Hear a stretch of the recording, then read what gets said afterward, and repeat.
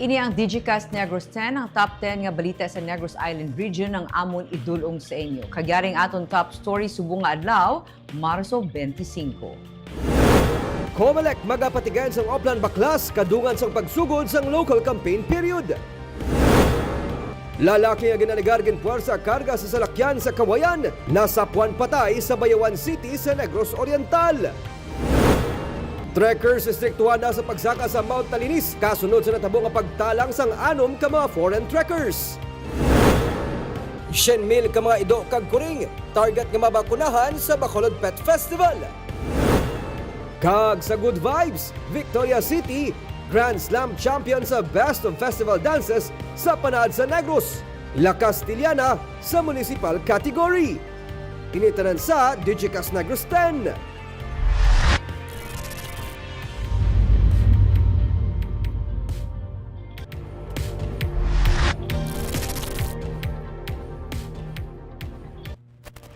Sa number 10, kapin 100,000 ka mga ido kag kuring target nga mabakunahan sa pagsaulog sa Bacolod Pet Festival sa Marso 29 hasta Abril 6. Sa Marso 29 magabukas na nahauna nga Bacolod Pet Festival sa Panad Park and Stadium pagi sa pagahiwaton nga Pet Walk. Sa Abril 4 sugura ng pet registration sa tuyo nga ma-account ang tanan nga mga hinuptanan agud mas mangin mahapos ang pagpalabot sa mga benepisyo kag program sa syudad pagi sa City Veterinary Office. Ginpahayag ni Assistant City Veterinarian Dr. Jack Cabugwason kabahin sa tinutuyo sang syudad dungan sa pagsaulog sang Anti-Rabies Awareness Month ang pagpatuman sang massive vaccination sa mga hinuptanan nga ido kag kuring. Hindi magnubo sa 100,000 ka mga pets lakip na diri mga layaw nga ido kag kuring ang gina-target mapabakunahan sa City Veterinary Office para mapabaskog ang kampanya kontra rabies. Ang katapos ng City Veterinary Office ang magapamalay-balay agud magpatuman sang vaccination sa mga barangay. Ang Pet Festival ang magalawig tubtob Abril 6. Budget is there and hopefully ang ginalantaw namon before June makastart na kami liwat panglibot sa barangay. Ang part gali isang Bacolod Pet Fest ginantaw na lang namon nga i-cover namon ang mga numbered barangays.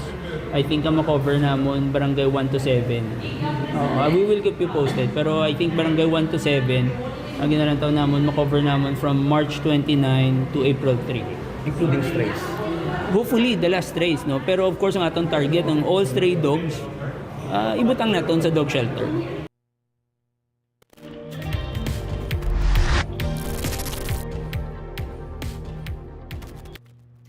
Sa number 9, ginbuksan ang third panaad sa Negros Festival Governors Cup MLBB Esports Competition 2025 Battle of the Champions kaina.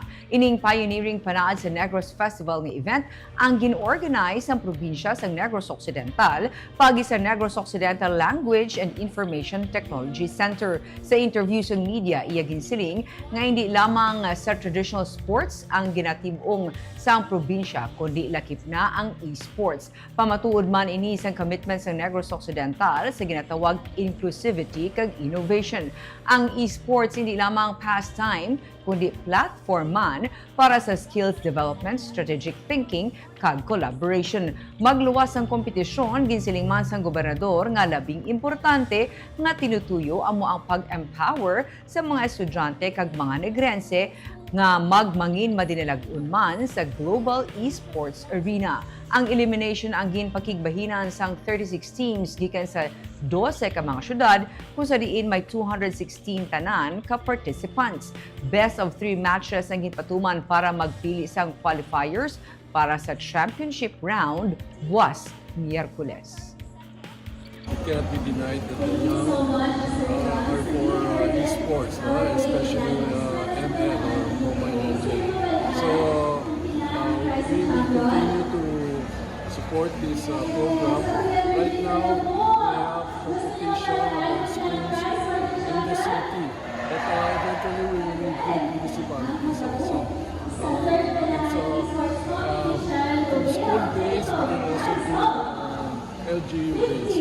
So we're very excited about this development and evolution of our young athletes is phenomenal.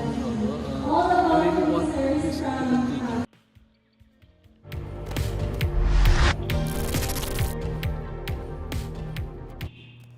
Sa number 8, lalaki patay sa pagpaniro sa tatlo ka-armado man nga lalaki sa Calatrava. Patay si alias Cyril, 41 anyos, matapos gintiro sa wala makilala nga mga persona sa sitio Kalanugan, barangay Minapasok, Banwas ng Calatrava, sini nga Martes ng kaagahon. Sa investigasyon sa Calatrava PNP, nagakatulog ang biktima kag ang iya nga live-in partner sang may tatlo ka mga armado nga mga persona ang nagpadulong sa ilang nga balay kag ginahagad ini nga mag-upod sa ila apang nagpamalibad siya. Ginpuwersa sulod sang tatlo ang ilang nga balay kag gintiro ang biktima nga nagresulta sa iya kamatayon. Gilayon na lagyo ang tatlo ka suspect kag nakuha sa lugar sang insidente.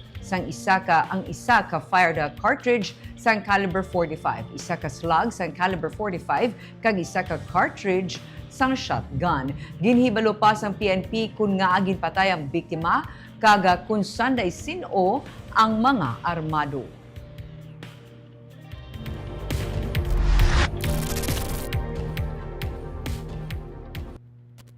Sa number 7, lalaki nga ginaalagar ginpuwersa karga sa salakyan sa Kawayan na sapwan patay sa Bayawan City, Negros Oriental. Bangkay na sa makitaan si Alberto Balansag sa katubuhan sa sitio Kabangahan, Barangay Manduaw, Bayawan City, Negros Oriental sang Lunes.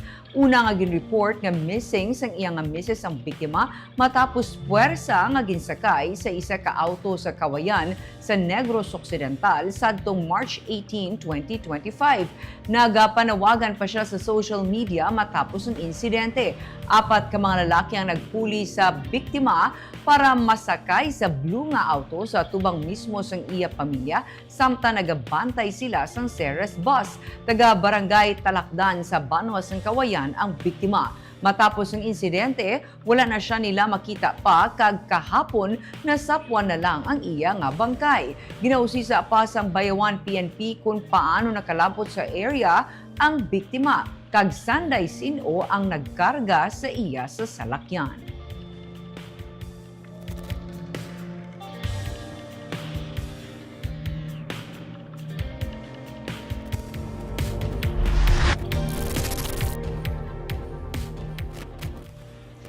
Sa number 6, 102 million pesos nga balor sang warehouse kag motor pool project sang syudad ginasuguran na sa Bredco area.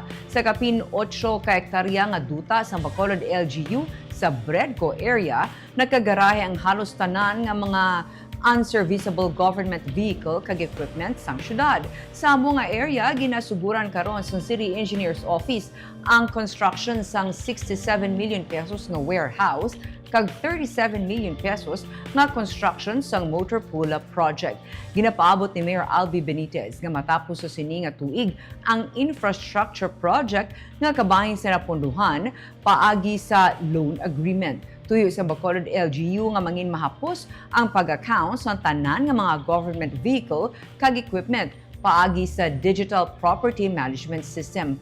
Sa Bredco area, ginaplano man sa syudad nga itukod ang food terminal project kag dugang nga housing project.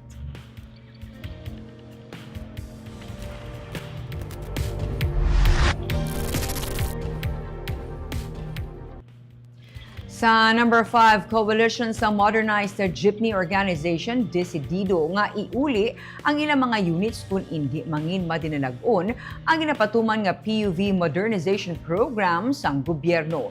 Wala ginlipod sa nga 13 ka mga katapos ang Bacolod Modernized Jeepney Transport Association nga hasta karon wala pa sila lubos nga nakabawi sa ila kautangan humalin sa nagpaidalom sila sa Public Utility Vehicle Modernization Program. Ginsiling ni Corazon Corazon o Calinas sang Churet Corporation nga pareho sang iban nga mga nagpa-consolidate kag karon naga-operate sa mga modernized jeepney ang nagpa-restructure na sang ila utang sa bangko tungod hindi sila halos makabayad sang bulanan nga amortization. Kabahin sa ila nakita nga kabangdanan ang mga padayon nga pag-operate sa mga kolorum nga traditional jeepney sa dalan nga malawig na nga ila ginareklamo sa mga natungdan nga ahensya. Gintuad ni Ocalinas nga upod sa iban pa nga mga operators nga kung hindi gihapon sila makabawi sa negosyo, mapilitan sila nga iuli na lamang ang ilang mga modernized jeepney units sa bangko. Ginapasalig sa Modernized Jeepney Organization nga ila na masarangan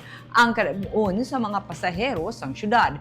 Gani nagapanawagan sila nga hindi na dapat kuntani pagapadayunon pa sang Land Transportation Franchising and Regulatory Board ang paghatag sang extension para sa application for consolidation sa mga nagapamatok sa modernization program. Sa baylo ginapaabot nila ang full implementation sang PUV modernization program sa pungsod, ilabi na sa syudad. We are in the restructuring stage na sa bangko. Worst comes to worst, wala na kami choice. Actually, ang government nagulit sa amon to avail these units. We have no choice. Nag-decide na kami, ng mga friendship man kami ni halos tanan ng mga operators. Iulit namon ang mga buses sa bangko nga kanaghatag sa amon.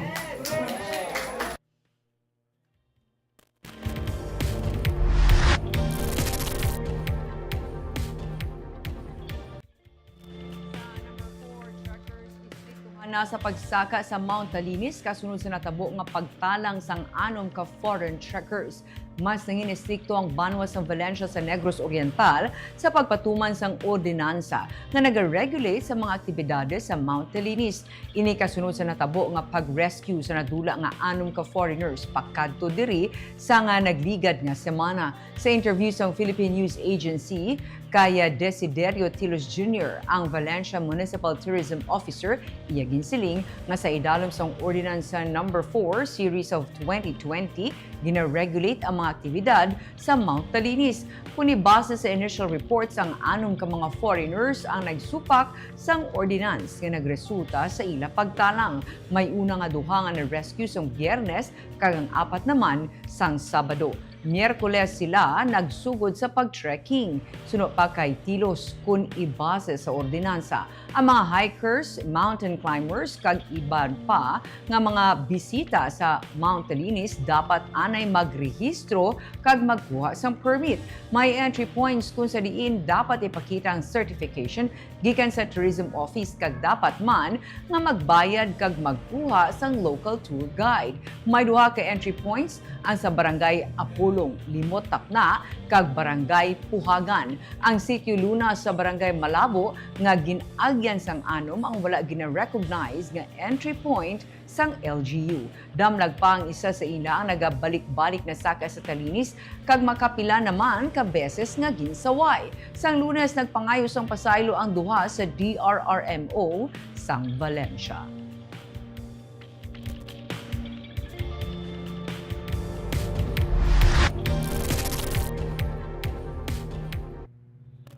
Sa number 3, Mayor Albi Benitez nagapanindugan nga hindi gihapon dapat magpangampanya ang mga job order workers bisan pa ini ang ginpahanugutan na sa COMELEC.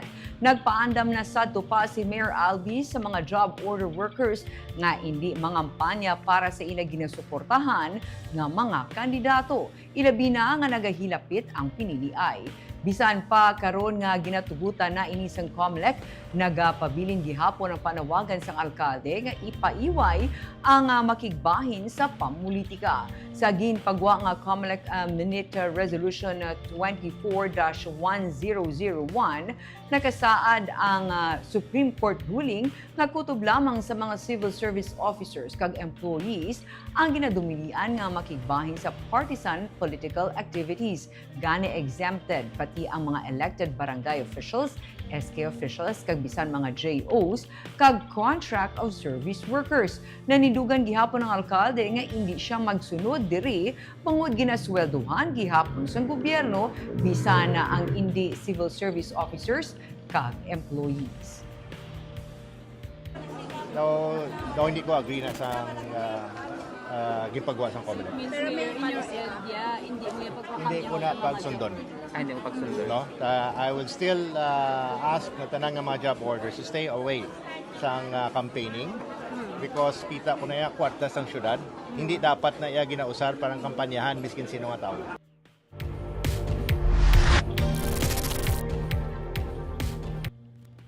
Sa number 2, gobernadora nagapanugyan sa tanan nga magapapili karon nga magasugod ng local campaign nga i-enjoy ang pagpangampanya. Dugang pa niya dapat magapabiling nga civil ang tagsa kag labing importante batunon kung ano ang mangin resulta sang piniliay. Sa Marso 28 magasugod na ang local campaign. Ginapaabot nga mangin masako ng mga kandidato sa tagsa kaginahandaan man nga opening salvo. Sunod kay Lacson sa karon sa iyang bahin, wala man siya sa nakaschedule nga opening salvo. Magapadayon siya nga sa iya nga trabaho. Kung kinahanglan nga magbisita siya sa mga LGU may kantanan sa trabaho, iya ini nga buhaton.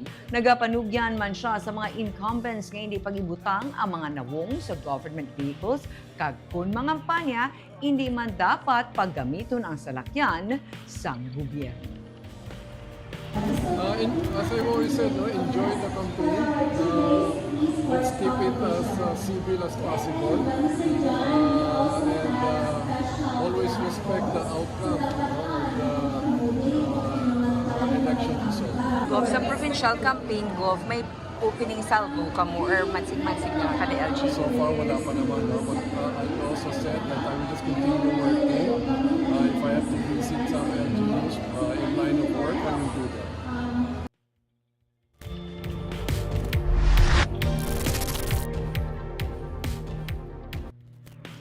Kag sa number 1, Comelec magapatigay sang oplan na baklas kadungan sang pagsugod sa local campaign period sa Biyernes. Patigayunan ang synchronized nationwide grand baklas operation. Sunod kay Attorney Lionel Marco Castillano, ang Regional Director sa Comelec Negros Island Region, may order na sila nga nabaton nga ang tag sa Kabanwa kag syudad ang dapat nga magpatigayon sang oplan baklas kag ini kadungan man sang panugod na sang local campaign. Gani mga illegal campaign materials sa nga nagapapili sa national kag local post ang subject sini. Wala ginatugutan ang campaign materials sa mga poste, kahoy kag government structures. Ang yadto lamang sa mga private properties ang hindi matandog sang Comelec basta man ini ang may pahanugot sa tag-iya.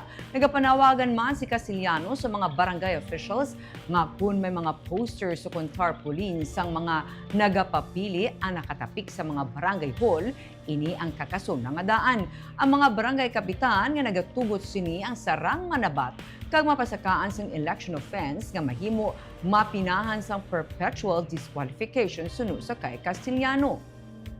May pahanumduman si Castillano sa mga incumbent officials nga nagapa-re-elect nga hindi pwede magamit ang mga government resources ay hansalakyan o kun pondo para sa kampanya. Ang kasubo nga paggamit sara mag-qualify bilang abuse of state resources. Nandang national. So, national and local campaign materials will be taken down. I would like to appeal to barangay campaigns na yung mga nasa barangay halls ng mga campaign materials ng local candidates, including national candidates, tanggalin na rin nila kasi bawal po yan using government facilities for the campaign. Maaari po sila kasi yung yung kumbaga custodian ng barangay hall. So if they would allow those campaign materials in barangay hall, it is as if sila mismo ang mananagot dyan.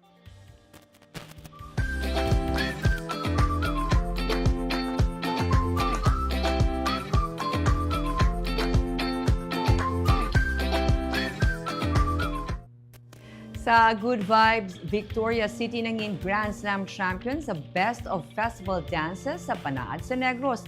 La Castellana naman ang nangin kampiyon sa municipal category. May report si Romeo Subaldo. Congratulations to the city of Nagtinumbo-tumbo sang kalipay sanday Victoria City Mayor Javi Benitez kag mga dancers kag mga opisyales ng Victoria City sa mabatian. Nga first runner-up ang isa sa mga pinakamabakod nila nga contender sa Best of Festival Dances nga Silay City. Sa ikatatlo nga sunod-sunod nga tuig, nangin kampiyon ng Victoria City sa city category. Nangin maduagon kag ingrande ang performance sang Sidlak Kadalagan Festival Dancers.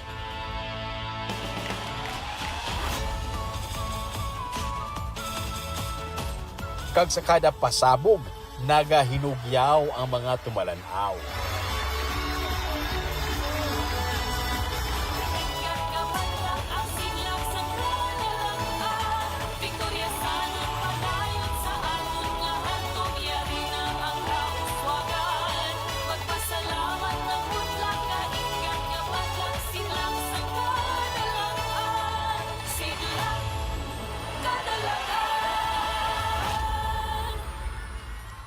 Naging first runner-up ang Silay, second runner-up ang San Carlos, third runner-up ang Bago, kag fourth runner-up ang Cadiz City. Tanan-tanan nga dancers, all out ang performances nga naghatag dungog sa itatag sa LGU. Sa municipal category naman, naging kampiyon ang world-renowned Bailes de Luces sang La Castellana.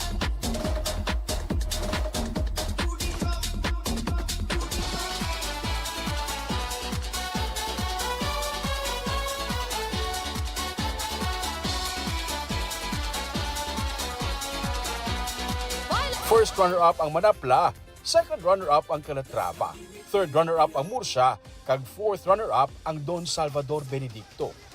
Ini ang embukada sang isa ka semana nga panaad sa Negros Festival, kag ginabulubanta nga yara sa 18,000 ang yara sa Panaad Park Stadium sang kagabi para sa unang gabi sa Festival of Festivals. Romeo Subaldo para sa Digicast Negros.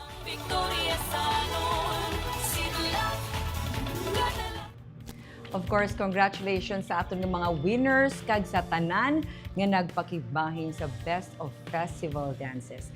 Kag antes kita magtakop, kita nag-shout out sa atong mga followers, live viewers naton. Kay Jocelyn Loquero, good afternoon to you. Kay Rolando Villanueva, kay Mirna Garrido Clavel nga nagalantaw from Payao, Ginalbagan. Good afternoon sa imo. Kay Maria Fe Panaga Baredo, may hapon Digicast Negros watching live from Las Piñas City. Shout out lang sa family Baredo sang Sagay City. Kag of course, may hapon sa tanan naton nga live viewers pagit. Kagamuyato ang top 10 stories of the day tubtubabwas. Ako si Barbara Mijares. May hapon.